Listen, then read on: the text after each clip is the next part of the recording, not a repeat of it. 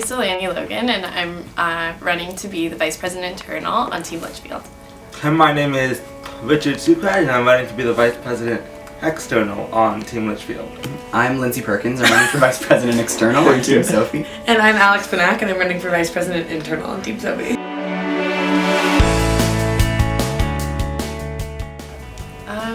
It's super exciting. The past few weeks have just kind of flown by, and each day we've gotten a chance to meet a lot of people. Kind of bittersweet. It feels like it went by really fast, and it feels like it crawled some days and sped by some other days. Kind of using their experiences along with your ideas, and kind of using this to make your ideas even better. I think the Tuesday and Wednesday where the results are coming in, I think, are exhilarating too. So there's still a lot to look forward to even when the campaign is winding down. I would say that for me, this campaign experience has been really amazing, just in the sense of being able to see how diverse the Western experience is. You don't realize how much you've learned in the past 2 weeks until you go to one more meeting with students and you're talking to them, and you realize how much easier it flows when you're talking. See that there's so much more to the Western experience. I think that would probably be the ultimate highlight for me in this campaign. It's gone by fast some days, slow other days, but Wednesday is going to be an interesting day.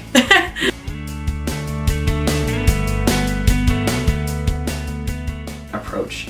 And I think our approach is a little bit more holistic. It seeks to address the issues that we have on campus internally without bringing in any third-party bodies. Where I bring something different in that I've been involved in other councils outside of the USC, and so kind of get a more, I have a different kind of view of things. I've been in rooms with the Associate Vice President Student Experience, and as a coordinator I was also sitting down with students and talking to them about the issues that they face on a daily basis on our campus. And I think I've got a very balanced perspective, and I do think that I would be the best candidate for the job because of that.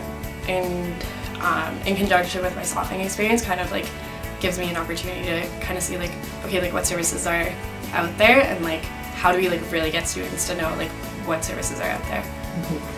I mean, I'll say it over and over again, the LTC is a big priority of mine, and it's been a priority of many externals in the past, except the way that I'm approaching it can be proven in our platform that it's going to be a focus, and it is going to happen. Yeah, because Lindsee just kind of started off this year as the AVP municipal, whereas for me, this has actually been more of a journey within the external portfolio. Maybe I don't have as many years as Richard does, but I definitely have high quality experience being the Associate Vice President this year and working directly with Jennifer. It's kind of been really interesting for me to be able to see the portfolio from just so many different perspectives, and I think that's what really makes me different than Lindsee. I think that's one of my strengths.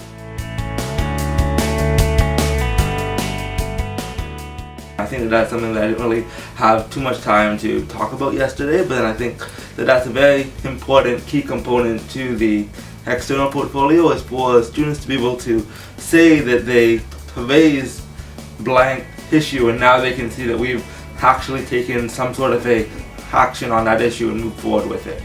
So I think that would be one point that I am really excited about, and something that I didn't really have too much time to chat about until now. So thank you. Mine would definitely be restorative justice. A lot of people don't know what it is, so they don't ask about it. But we actually have a lot of restorative justice programs that are internal to Western, and we use it in Res Life programming. And basically the program is about allowing students to learn from different consequences that they've done, either on campus or off campus. Basically have each portfolio pick a research topic that's related to their portfolio. So for instance, Pride Western would select something that's appropriate for them, and ethnocultural services would select something that's appropriate for them, and throughout the year they'd be responsible for conducting research through both talking to the student body and kind of interviewing the student body, but also looking at other universities and seeing what other universities have done to tackle that issue. I mean, one of the biggest things that I like to talk about is experiential learning. I think Dr. Chakma said it himself, that the importance of experiential learning at Western can't be overstated. It's incredibly important, and it's something that a lot of students that aren't in STEM or science, technology, and engineering faculties don't really necessarily have the opportunity or the same level of access or opportunity as other students do.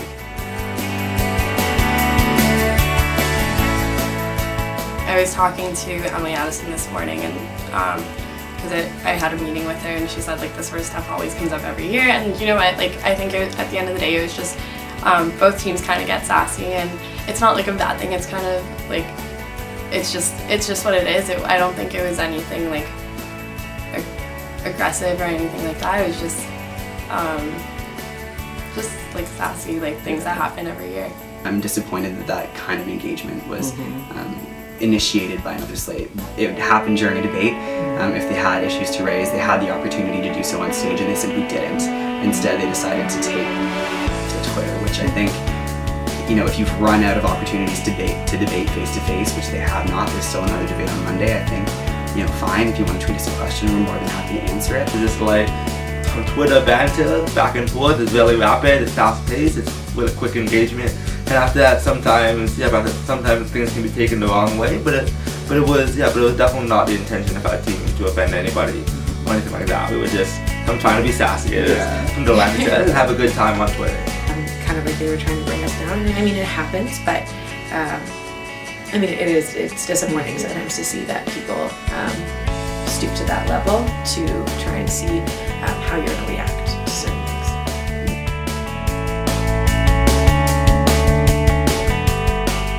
I'd say hashtag reaching out, because I feel like